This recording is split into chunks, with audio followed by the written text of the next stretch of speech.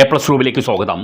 ഇപ്പോൾ സംസ്ഥാന സർക്കാരിൻ്റെ അദാലത്തുകളുടെ വിശദ വിവരം മുൻ എപ്പിസോഡുകളിൽ പറഞ്ഞിട്ടുണ്ട്. പക്ഷേ ഇന്ന് ചില ആളുകളുടെ സംശയങ്ങൾ കൂടി ദൂരീകരിക്കാൻ വേണ്ടിയുള്ള എപ്പിസോഡാണ്. അത് പ്രധാനമായിട്ടുള്ളത് ഇതിൽ ഏതൊക്കെ വിഷയങ്ങൾ സംബന്ധിച്ച അപേക്ഷകൾ നമുക്ക് കൊടുക്കാം, ആ വിഷയങ്ങൾ സംബന്ധിച്ചിട്ടുള്ള വിവരമാണ് ഇന്ന് ഈ എപ്പിസോഡിൽ ഉൾപ്പെടുത്തിയിരിക്കുന്നത്.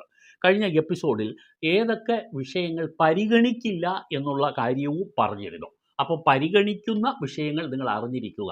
പോക്ക് വരവ് സംബന്ധിച്ചിട്ടുള്ള നിങ്ങളുടെ പരാതികൾ ഉണ്ടെങ്കിൽ, പോക്ക് വരവിന് വില്ലേജ് ഓഫീസിൽ അപേക്ഷകൾ കൊടുത്തു, ഇതുവരെ അത് പരിഗണിച്ചിട്ടില്ല, ഇല്ലെങ്കിൽ അത് നിരസിച്ചു എന്ന വിവരം ഉൾപ്പെടെയുള്ള കാര്യങ്ങൾ നിങ്ങൾക്ക് പരാതിയായിട്ടുണ്ടെങ്കിൽ ആ പരാതികൾ നിങ്ങൾക്ക് ഇവിടെ സമർപ്പിക്കാവുന്നതാണ്.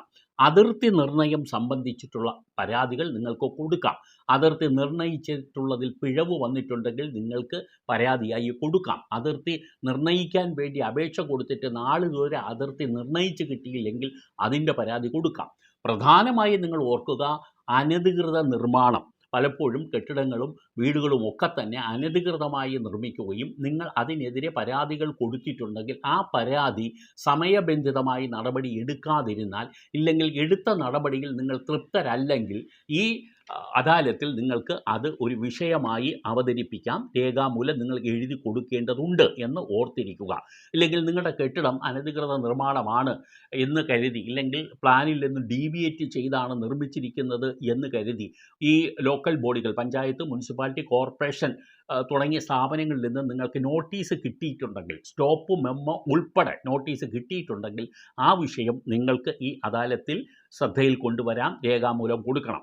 ഇനി ഭൂമി കയ്യേറ്റം സംബന്ധിച്ച പരാതി കൊടുക്കാം, അതിർത്തി തർക്കങ്ങൾ സംബന്ധിച്ച പരാതി കൊടുക്കാം, വഴി തടസ്സപ്പെടുത്തലുമായി ബന്ധപ്പെട്ട പരാതി കൊടുക്കാം, സർട്ടിഫിക്കറ്റുകളും ലൈസൻസുകളും നൽകുന്നതിലെ കാലതാമസത്തിന് പരാതി കൊടുക്കാം. ഇല്ലെങ്കിൽ ഈ സർട്ടിഫിക്കറ്റുകൾ നിരസിച്ചാൽ, ലൈസൻസുകൾ നിരസിച്ചാൽ അതിനെതിരെയുള്ള പരാതി കൊടുക്കാം. പ്രധാനമായി നിങ്ങൾ ഓർക്കുക, കെട്ടിട നിർമ്മാണ ചട്ടങ്ങളുമായി ബന്ധപ്പെട്ട കെട്ടിട നമ്പറായാലും വസ്തുനികുതി നിർണയമായാലും നിങ്ങൾക്ക് ഉള്ള പരാതികൾ നിങ്ങൾ തീർച്ചയായും എഴുതി കൊടുക്കാൻ കിട്ടുന്ന ഒരു അവസരമാണ്. അത് ബന്ധപ്പെട്ട ഫയൽ വിളിച്ചു വരുത്തിയിട്ട് അതിൽ നിയമപരമായി നിങ്ങൾക്ക് ലഭിക്കേണ്ട ആനുകൂല്യങ്ങൾ നൽകാൻ ഈ അദാലത്തിലൂടെ ശ്രമിക്കുമെന്നാണ് സർക്കാരിൻ്റെ അറിയിപ്പ്. ഇനി മറ്റൊന്നുള്ളത്, വയോജന സംരക്ഷണം, സീനിയർ സിറ്റിസണുമായി ബന്ധപ്പെട്ട വിഷയം നിങ്ങൾക്ക് കൊണ്ടുവരാം.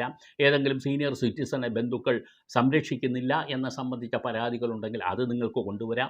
പട്ടികജാതി പട്ടികവർഗ വിഭാഗങ്ങൾക്കുള്ള ആനുകൂല്യങ്ങൾ സംബന്ധിച്ചിട്ടുള്ള പരാതികളും അപേക്ഷകളും കൊടുക്കാം. മത്സ്യബന്ധന തൊഴിലാളികൾക്ക് ആനുകൂല്യങ്ങൾ ലഭിച്ചിട്ടില്ലെങ്കിൽ അതിനുള്ള പരാതി കൊടുക്കാം.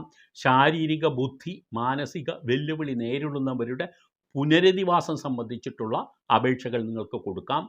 ധനസഹായങ്ങൾ സംബന്ധിച്ചിട്ടുള്ള പരാതികളും അപേക്ഷകളും കൊടുക്കാം. പെൻഷൻ സംബന്ധിച്ചിട്ടുള്ള അപേക്ഷകൾ കൊടുക്കാം. പരിസ്ഥിതി മലിനീകരണം, മാലിന്യ സംസ്കരണം എന്നിവ സംബന്ധിച്ചിട്ടുള്ള അപേക്ഷകൾ ഉണ്ടെങ്കിൽ നിങ്ങൾക്കത് കൊടുക്കാം. നേരത്തെ ഇതുമായി ബന്ധപ്പെട്ട അപേക്ഷകൾ കൊടുത്ത് ഇതുവരെ പരിഹാരമുണ്ടായില്ലെങ്കിൽ നിങ്ങൾ തീർച്ചയായും ഈ അദാലത്തിൽ അതിനുള്ള അപേക്ഷ കൊടുക്കണം.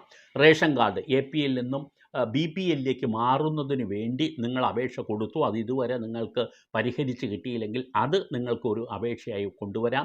വിള ഇൻഷുറൻസുമായി ബന്ധപ്പെട്ടത്, വളർത്തു മൃഗങ്ങൾക്കുള്ള നഷ്ടപരിഹാരം സംബന്ധിച്ച്, ഭക്ഷ്യ സുരക്ഷാ വിഷയങ്ങൾ സംബന്ധിച്ച്, വ്യവസായ സംരംഭകർക്കുള്ള അനുമതി നൽകാതിരിക്കുകയോ അഥവാ നിങ്ങൾ അനുമതിക്ക് അപേക്ഷിച്ചിട്ട് ഇതുവരെ അത് നൽകാതിരിക്കുകയോ കാലതാമസം വരുത്തുകയോ ചെയ്താൽ നിങ്ങൾക്ക് പരാതിയായിട്ട് ഈ അദാലത്തിൽ കൊടുക്കാം. വിവിധ നഷ്ടപരിഹാരങ്ങൾക്ക് നിങ്ങൾ അപേക്ഷ കൊടുത്തു, നടന്നില്ല, നിങ്ങൾക്കിത് കൊടുക്കാം. പുതിയതായിട്ട് വേണമെങ്കിലും നിങ്ങൾക്ക് ഈ അപേക്ഷ നൽകാം. എൻഡോസൾഫാൻ വിഷയങ്ങൾ കൊണ്ടുവരാം. പ്രകൃതി ദുരന്ത നഷ്ടപരിഹാരത്തിനു വേണ്ടിയുള്ള അപേക്ഷകളും പരാതികളും നിങ്ങൾക്ക് നൽകാം. പ്രധാനമായും നിങ്ങൾ ഓർത്തിരിക്കുക, ഈ വിഷയങ്ങൾ സംബന്ധിച്ച് നിങ്ങൾക്ക് ഇതിൽ പെടാത്ത എന്തെങ്കിലും അപേക്ഷകൾ ഉണ്ടെങ്കിൽ ഒഴിവാക്കപ്പെടുന്ന വിഷയങ്ങൾ ഏതൊക്കെയാണെന്ന് മുൻ എപ്പിസോഡിൽ പറഞ്ഞിട്ടുണ്ട്. അതുകൂടി കണ്ടു കഴിഞ്ഞ ശേഷം അതിൽ നിന്നും പെടാത്തതും എന്നാൽ നിങ്ങൾക്ക് ഇപ്പോൾ പറഞ്ഞിരിക്കുന്ന വിഷയങ്ങളുമായി നേരിട്ട് ബന്ധമില്ലാത്തതാണെങ്കിലും നിങ്ങൾക്ക് അദാലത്തിൽ പരാതിയായി കൊടുക്കാം എന്ന് ഓർത്തിരിക്കുക. ഈ പരാതികൾ ഈ മന്ത്രിതല സമിതി പരിഗണിക്കും എന്നാണ് അറിയിച്ചിട്ടുള്ളത്. ഈ പരാതി കൊടുക്കാനുള്ളത് ഒന്നും കൂടി നിങ്ങളോട് ആവർത്തിച്ച് പറയാം, മുൻ എപ്പിസോഡിൽ പറഞ്ഞിട്ടുണ്ട്.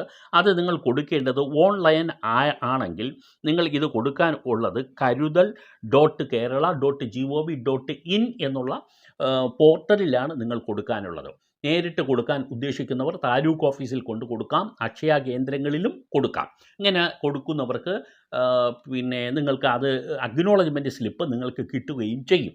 പ്രത്യേകിച്ച് ഓർക്കുക, നിങ്ങളുടെ ഫോൺ നമ്പർ, മേൽവിലാസം എന്നിവയെല്ലാം കൃത്യമായും എഴുതിയിട്ടായിരിക്കണം നിങ്ങൾ കൊടുക്കാനുള്ളത്. ഒപ്പിടാൻ മറന്നു പോകരുത്, കൊടുക്കുന്ന തീയതി വെക്കാനും മറന്നു പോകരുത്.